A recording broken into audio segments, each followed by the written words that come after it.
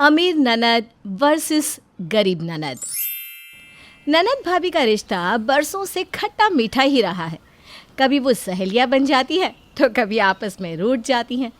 पर हर भाभी को अपनी ननद से बहुत लगाव होता है और हर ननद को एक प्यारी भाभी चाहिए होती है।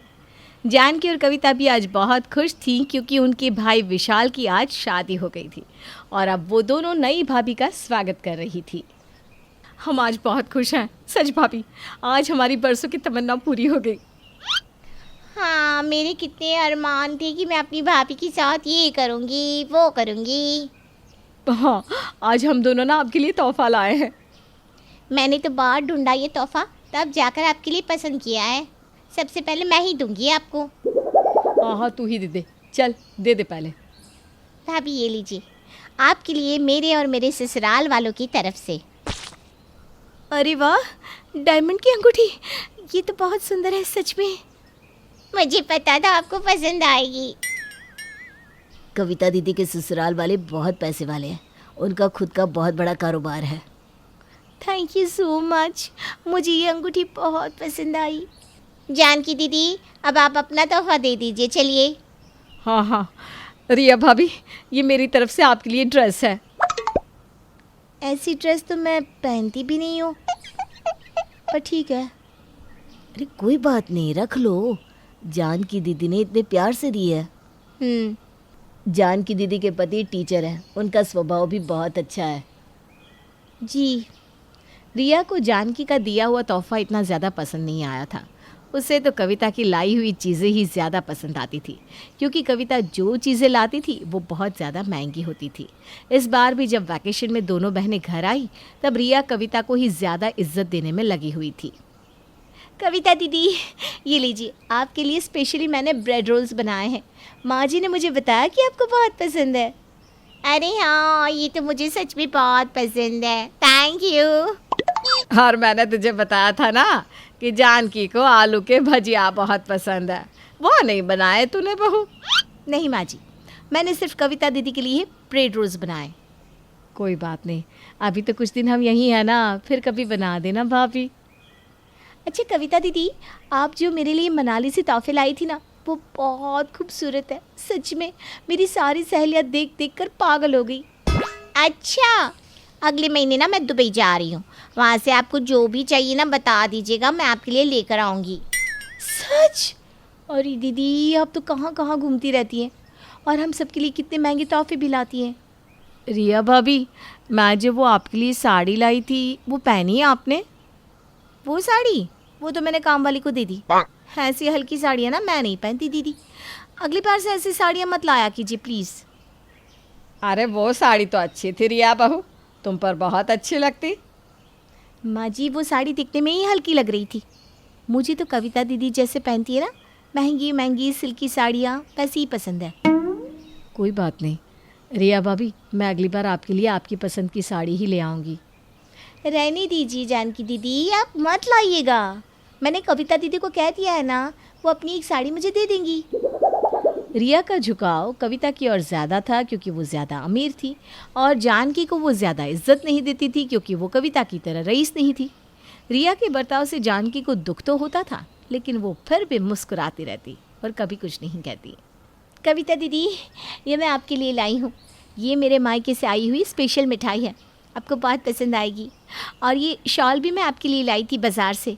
आप मेरे लिए इतने महंगे महंगे तोहफे लाती हैं, मेरा भी तो कुछ फ़र्ज़ बनता है ना आपके लिए। अरे भाभी, इसकी कोई ज़रूरत नहीं है सच में। अरे ज़रूरत कैसे नहीं, आप मेरी ननद हैं, वो भी सबसे फेवरेट।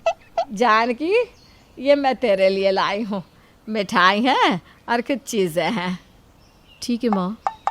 कविता दीदी, अभी आप प्लीज़ जल्दी से आइएगा यहाँ घूमने के लिए, मुझे ना आपकी बड़ी याद आती है। हाँ हाँ ज़रूर, पहले मैं दुबई तो घुमाऊँ। हाँ हाँ, और मुझे ना तस्वीरें भेजिएगा दुबई की। हाँ बिल्कुल। ठीक है माँ, मैं चलती हूँ, मेरी ऑटो आ गई है। अच्छा रिया भाभी, चलती हूँ मैं। हाँ ठीक है माँ, मैं भी चलती हूँ, मेरी भी कार आ गई है लेने। रिया और कविता के जाते ही शांति ने रिया से कहा, रिया बहू, तुम्हारा बर्ताव कविता के साथ दूसरा है और जानकी के साथ दूसरा। ऐसा क्यों करती हो तुम? देखिए माँ जी, कविता दीदी मेरे लिए तोहफे भी तो उतने ही लाती है ना। जानकी दीदी हमारे लिए करती हैं क्या है? तुम्हारा ये सोचना बिल्कुल भी सही नहीं रिया।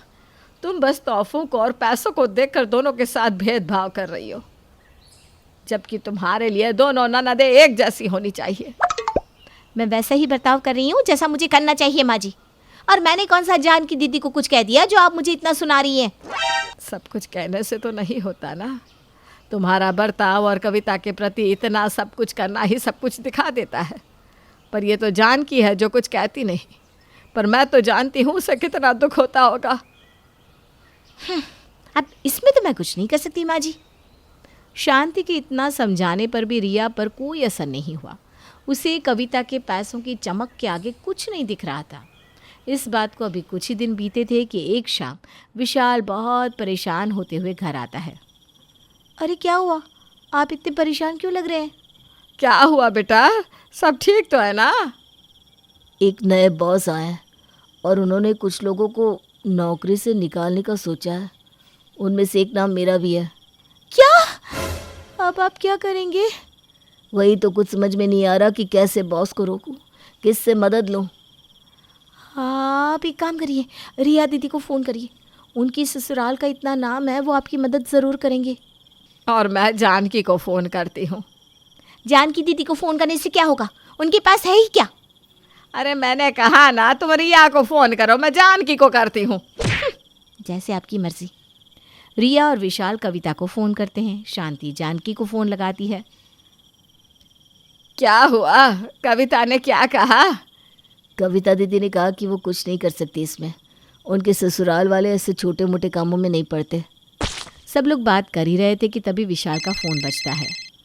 हेलो, क्या? पर ये सब किसकी वजह से हुआ? क्या हुआ? किसका फ़ोन था? मेरे ऑफिस से फ़ोन था। वो मुझे नौकरी से नहीं निकाल रहे क्योंकि जानकी दीदी के पति उनके बच्चों को पढ़ाते हैं, इसलिए वो उन्हें बहुत मानते हैं। जानकी दीदी ने मेरे बॉस से बात की तो वो मान गए। देखा, जिस पैसे वाली ननद को तुम आज तक इतनी इज्जत देती आई, वो तो तुम्हारी मदद भी नहीं कर पाई। लेकिन जिसे तुमने हमेशा कम समझा, आज उसकी वजह से तुम्हारे पति की नौकरी बच गई। मैं अपने आप पर बहुत शर्मिंदा हूँ। चलिए जी, हम मिठाई लेकर जानकी दीदी के पास चलते हैं। मैं उनसे माफ़ी भी मांग लूँगी। हाँ चलो चलते हैं। रिया को अपनी गलती का एहसास हो गया था और उसने उस दिन के बाद कभी भी अपनी दोनों ननदों में कोई फ़र्क नहीं किया।